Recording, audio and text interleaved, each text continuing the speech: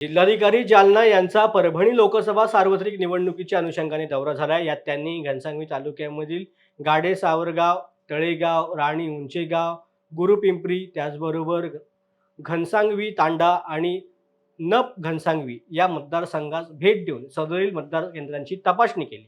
तसेच औद्योगिक प्रशिक्षण संस्था घनसावंगी या ठिकाणी परभणी लोकसभा सार्वत्रिक निवडणुकीच्या कामासाठी नियुक्त सर्व नोडल अधिकारी आणि क्षेत्रीय अधिकारी यांची बैठक घेऊन निवडणूक प्रक्रिया पारदर्शकपणे पार पाडण्याबाबत सूचना दिलेल्या आहेत.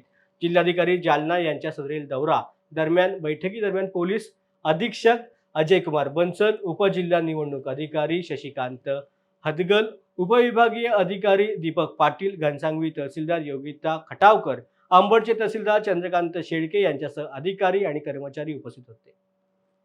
आजच्या या लोकसभा निवडणूक 2024 च्या निमित्ताने आढावा बैठकीसाठी आपल्या जिल्ह्याचे जिल्हाधिकारी आदरणीय पंचाल सर, सरंच्या सोबतीला जिल्हा पोलीस अधीक्षक Bansal sir, deputy D O Hadgal sir, माझे सर्व सहकारी आणि बंधू आणि भगिनी, आपल्या सगळ्यांना माहीत आहे की आपली लोकसभा निवडणूक 2024ची आचारसंहिता डिक्लेअर झालेली आहे.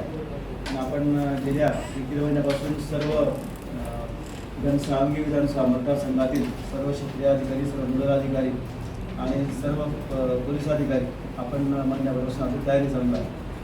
सर, आम्ही थोडक्यात एक 3-4 मिनिटात आमची काय तयारी आम्ही या ठिकाणी केली ते सांगतो.